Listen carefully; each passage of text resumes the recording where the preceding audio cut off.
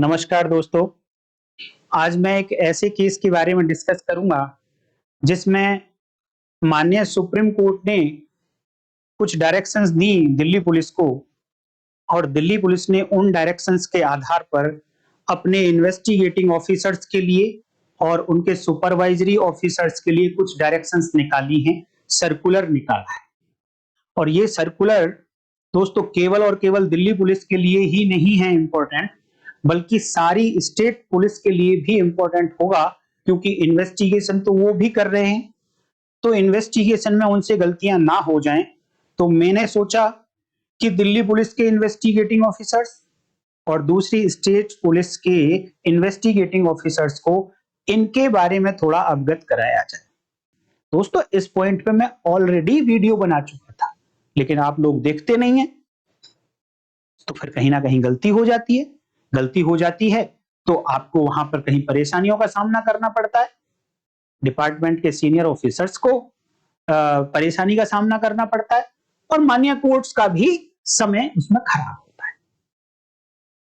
तो आप लोग मेरे चैनल को सब्सक्राइब कर लीजिए। नए लॉ के ऊपर मैं बहुत सारी रिसर्च करने के बाद आप लोगों के लिए वीडियो लेकर आता हूं। कम समय में आपको बहुत सारी बातें मिल जाती हैं, नहीं तो आप खुद पढ़ने जाएंगे, समझने की कोशिश करेंगे, तो आपके पास हो सकता है कि उतना टाइम ना हो, तो आप उसको हो सकता है एनालाइज ना कर पाए, बट आप यहां विश्वास कर सकते हैं। यही बात मैंने सेक्शन 531 बीएनएसएस को पढ़ाते पढ़ाते बताई थी। आप देखना चाहते हैं तो चेक कर लीजिए। आप YouTube सर्च बार में लिख दीजिए सेक्शन 531 बीएनएसएस और साथ में मेरे चैनल का नाम लीगल लैंप लिख दीजिए। आप देखेंगे वो वीडियो आ जाएगी। आप सुन लीजिए कि कितने दिन पहले यही बात मैंने कही थी, लेकिन आप सुनते नहीं है तो फिर गड़बड़ हो जाती है। गड़बड़ हो जाती है तो भाई माननीय कोर्ट्स की आपको झाड़ झेलनी पड़ेगी। देखिए, पुलिस को वहां तो कभी कोई प्रॉब्लम नहीं आ रही है जहां पर ऑफेंस एंटायरली 1 जुलाई 2024 से पहले हो गया, या फिर ऑफेंस एंटायरली पूर्णतया 1 जुलाई 2024 या इसके बाद हुआ। वहां तो कोई प्रॉब्लम नहीं आ रही है। क्यों नहीं आ रही है? कि जब ऑफेंस शुरू भी 1 जुलाई 2024 से पहले हुआ और 1 जुलाई 2024 से पहले पहले ही वो एंड भी हो गया, तो वहां तो एफआईआर सीधे सीधे आईपीसी की धाराओं में दर्ज होगा। और दूसरी तरफ जब ऑफेंस शुरू 1 जुलाई या 1 जुलाई 2024 के बाद हुआ, तो उसका रजिस्ट्रेशन भी 1 जुलाई या 1 जुलाई 2024 के बाद होगा। तो ऐसे मैटर्स में भी प्रॉब्लम नहीं है, क्योंकि ऐसी एफआईआर्स में केवल और केवल भारतीय न्याय संहिता के प्रोविजंस इन्वोक किए जाएंगे, लगाए जाएंगे। लेकिन प्रॉब्लम वहां आ रही है कि जब मामला शुरू तो 1 जुलाई 2024 से पहले हुआ था, लेकिन चलता रहा वो कुछ दिनों तक, एंड हुआ 1 जुलाई 2024 को या उसके बाद, या फिर शुरू तो 1 जुलाई 2024 से पहले हुआ था, लेकिन उसके जो कंसीक्वेंसेस, कुछ परिणाम आए, वो या तो 1 जुलाई 2024 को आए या फिर इसके बाद आए। तो ऐसे मामलों में प्रॉब्लम आ रही है पुलिस को कि वो अब ऐसे मैटर की जब एफआईआर दर्ज करेंगे, इसके बाद ही करेंगे या इस डेट पे करेंगे। तो ऐसे मामलों में आप कौन से प्रोविजंस को अप्लाई करेंगे, आईपीसी के या बीएनएस के? इसमें प्रॉब्लम आ रही है। तो इसके लिए दिल्ली पुलिस ने अपना एक सर्कुलर पास किया है। इन्वेस्टिगेटिंग ऑफिसर्स और सुपरवाइजरी ऑफिसर्स को डायरेक्शन दी है कि अगर मामला ऐसा है कि 1 जुलाई 2024 से पहले ऑफेंस हुआ था और बाद तक चलता रहा, जैसे इस केस में हुआ है, मैं बता देता हूं। हुआ ये कि कोई एक नवल ऑफिसर है और उसने किसी फीमेल के साथ अपना प्रॉमिस किया कि मैं तुम्हारे साथ शादी कर लूंगा, फिर उसके साथ फिजिकल रिलेशन बनाए, फिर बाद में अपने प्रॉमिस को पूरा नहीं किया। तो ये जो घटना शुरू हुई थी वो 1 जुलाई 2024 से पहले शुरू हुई थी, ये सारी बातें। लेकिन जब एफआईआर हुई तो वो 1 जुलाई 2024 के बाद हुई, और उसमें जो एलिगेशंस थे उसमें ये भी था कि ये कंटिन्यू होता रहा 1 जुलाई 2024 के बाद भी चलता रहा सब कुछ। तो पुलिस ने क्या किया, केवल और केवल आईपीसी की सेक्शंस में ये केस रजिस्टर कर लिया, बीएनएस की धाराएं नहीं लगाई। अगर आईपीसी के हिसाब से देखेंगे आप तो ये एक रेप है, 376 आईपीसी में मुकदमा दर्ज होगा।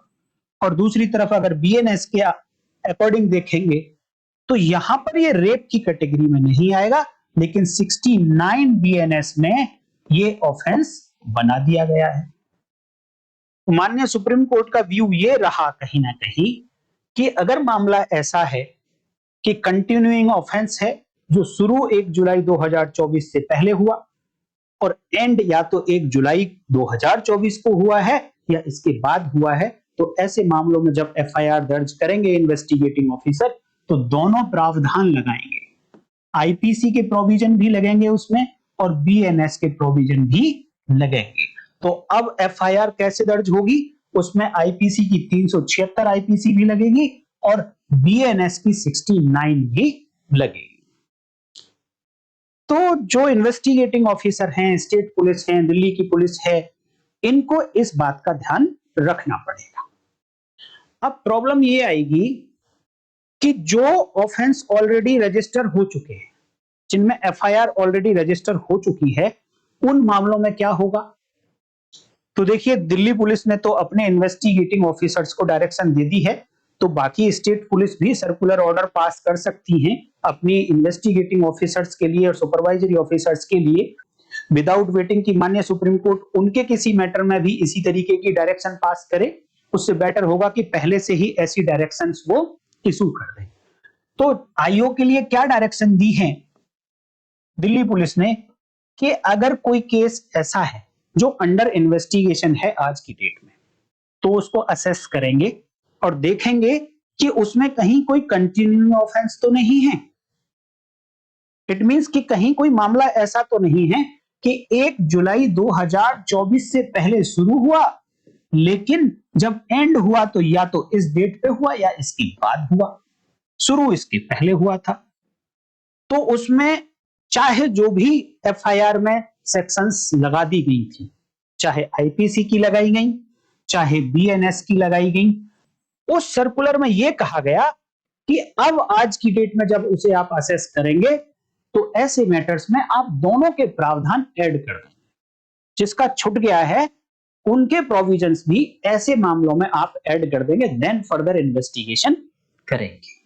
तो अगर यही मामला लेके चलें कि 376 आईपीसी का मामला था केवल, तो अब ऐसे मामले में 69 बीएनएस भी ऐड कर दी जाएगी, क्योंकि पुलिस के पास पावर होती है दोस्तों की एफआईआर किसी और सेक्शन में हुई तो during the course of investigation वो कोई और सेक्शन भी उसमें ऐड कर सकते हैं अगर एविडेंसेस ऐसी हैं तो ये व्यू मुझे लगता है कि अब आपको क्लियर होगा। अगर आपके पास आपके डिपार्टमेंट ने अगर कोई डायरेक्शन इशू नहीं भी की है तो भी आप ये लॉ है आप ध्यान रखेंगे इस बात का, क्योंकि माननीय सुप्रीम कोर्ट ने ऐसी डायरेक्शन दी किसी एक केस में, तो आप ये इंतजार ना करें कि आप भी वही गलती करेंगे, फिर सुप्रीम कोर्ट से कोई डायरेक्शन आएगी तब उसको फॉलो करेंगे, ऐसी गलती आप ना करें। और यहां पर सुपरवाइजरी ऑफिसर्स के लिए क्या डायरेक्शन दी है दिल्ली पुलिस ने, एसीपी के लिए डायरेक्शन दी है कि वो एसीपी जो कंसर्न एसीपी हैं वो पीरियडिकली एक फिक्स अंतराल पर जो अंडर इन्वेस्टिगेशन केसेस हैं उनको रिव्यू करेंगे और रिव्यू करने के बाद ये देखेंगे कि कहीं मैटर वही तो नहीं है कि शुरू 1 जुलाई 2024 से पहले हुआ था और एंड या तो 1 जुलाई को हुआ या इसके बाद में हुआ, या कोई एक्ट इसके पहले शुरू हो गया था और उसका परिणाम या तो 1 जुलाई को आया या उसके बाद आया।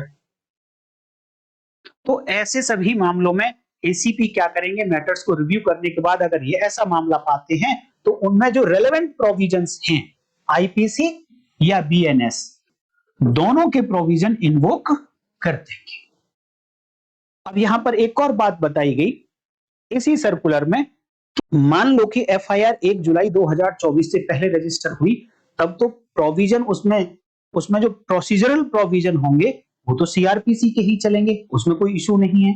दूसरी तरफ एफआईआर अगर 1 जुलाई 2024 को दर्ज हुई या इसके बाद में दर्ज हुई तो फिर प्रोसीजरल जो प्रक्रिया विधि होगी वो भारतीय नागरिक सुरक्षा संहिता की अपनाई जाएगी।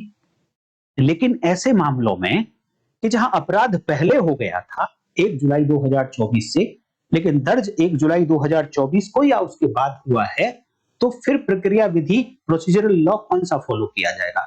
तो सिंपल सा कंक्लूजन अगर आप याद रखेंगे कि एफआईआर रजिस्टर कब हुई है, आप ये चेक कर लीजिए।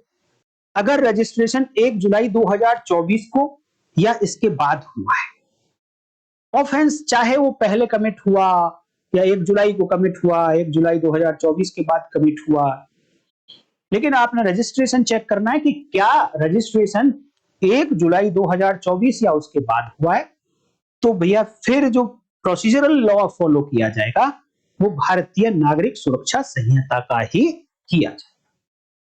तो ऑफेंस अगर पहले हुआ था, रजिस्टर अब हुआ है, चाहे उसमें वो कंप्लीटली पहले ही एंड हो गया था 1 जुलाई 2024 आने से पहले पहले ही,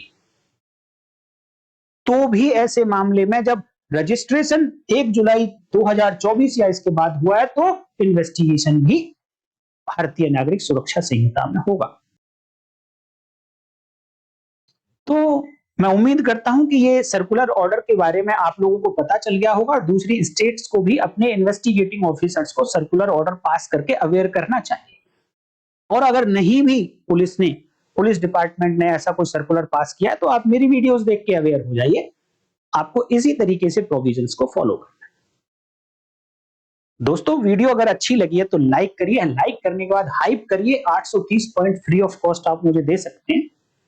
तो आज की वीडियो में इतना ही, नेक्स्ट वीडियो में फिर मिलेंगे, तब तक के लिए नमस्कार, जय